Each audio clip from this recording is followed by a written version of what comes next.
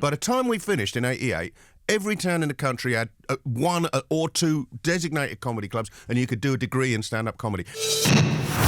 Mr. Ben Elton. Hey, I'm happy, lovely, and multi-talented. Beautiful. All those things. What an intro. I loved Saturday Night Live and Friday Night Live. I loved it. And I have so many questions, please, that I have to ask and answer what you know.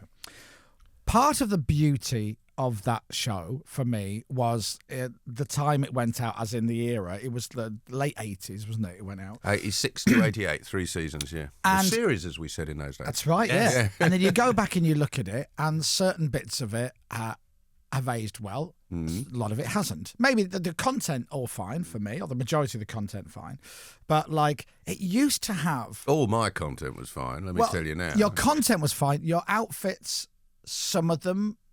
Maybe not. Look, I was on telly in 1986-87. I modelled my look on BG's 74. What can I tell you? I've never been in the business to look cool, as you know. I've never made any pretensions to be either sexy or cool, and I'm sure your audience will think, good point, Ben, because you certainly shouldn't.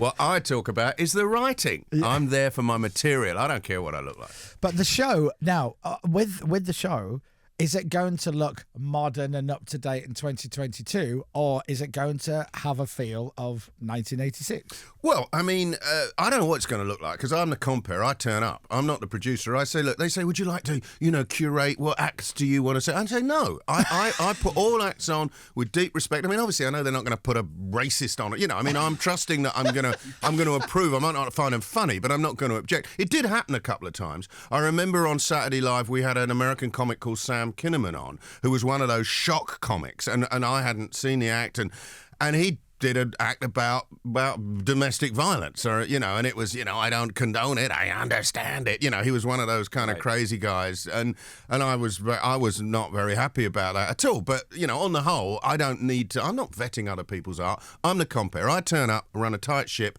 and that's what when you say, will it look 80s? It'll look timeless, because it's a live cabaret show. It could be Sunday night at the London Palladium with Tommy Trinder or Brucey.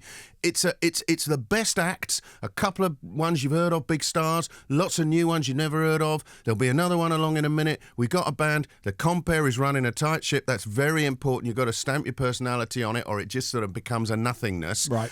And so, I don't know what. I'm sure the youngsters all look very fashionable, and I don't know if we've got all the bouncy inflatables anymore. I have no idea. But they were kind of. They have shown me the designs, and it looked very cool to me. Right. But what we do is timeless, and I'm constantly getting asked questions about, has comedy gone out of fashion? Has it changed? Are you allowed to say this or that? Comedy is neither fashionable nor not fashionable. It's funny or not funny. And if it's offensive, and what we now call punching down, I don't think I ever punched down. That's in my self-edit inside. Then it isn't going to be funny anyway. And you know that when an audience is just laughing because some tired prejudice is being massaged, you realise you're in a kind of slightly ugly environment, and that's not comedy to me. When we did the first Saturday Live, there were 2 clubs in London, or 3. There was Jongleurs Comic Strip and Comedy Store, and nothing anywhere else in the country, the odd comedy night in a pub. By the time we finished in 88, every town in the country had one or two designated comedy clubs, and you could do a degree in stand-up comedy. That's how quickly what had become a dying medium, the working men's clubs were dying. The old trope of comedians, there were some geniuses, but, it was very much a blokey environment, telling jokes, a lot of sexism, a lot of racism. That was kind of withering on the vine, and the audiences, of course, were losing their incomes. The unions were being destroyed by Thatcher. So that whole world of working men's, and it was working men's entertainment, had gone. And stand-up comedy was kind of going with it. And we brought it back, and Saturday Live brought it back, and I think that's something to celebrate. And so we introduced lots of new acts then, and we will do again tomorrow. And if we get a series, let's get lobbying. We'll keep doing it. Yes. I was going to ask. Would you be up for that? Yeah. Very much so. I mean, I've been at it I've been trying to get this back.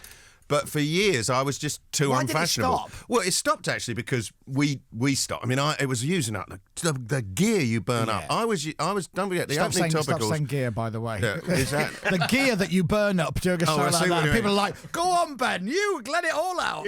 I mean the material. I think that's what I mean. Anyway, the material, as I say, the opening stuff you write on the week, but the other stuff that was honed material. And I was putting 8 minutes of it on every week, and I was writing a Blackadder and the Young Ones, and all sorts of things were going going on, and so, we sort of stopped. We did 3 series, 10 a year. That was a lot. But ever since then, I thought there's no real live... I mean, respect to Live at the Apollo, but it's not a live show. It's a TV entertainment show. Yeah. They use the Apollo like it's a TV studio. You know, they stop, they start, they edit, they bring on the warm-up, etc. It's not a gig. It's a different field. Yeah, totally cool. We love all that, but there's no live gig, you know. And I've been trying for years. I've been into all through the 90s, noughties and teens. And I remember Peter Fincham saying to me at the BBC in the early noughties, he said, I think it would look very 80s, Ben. I really think your time's past. And that was fair enough. Nobody gets a living. I had other things to do. Okay, cool, yeah, you bring on some other people. But I did say you could still do a live gig. Yeah. But I think now maybe I've got to that point where I'm sort of a little bit, I don't know, venerable. Like, do you remember when Dave Allen came? Are you old enough to remember Dave Allen? Yeah, I know Dave Allen, yeah. I loved him. And he came back kind of grey and weary after only about 15 years away, but life was shorter in those days. Anyway, I finally got my chance, but I've been wanting to do this for a long time, and I'd love, if they don't give it to me, you know, hopefully I'll kick it off, whatever happens. Radio X. The Chris Moyles Show.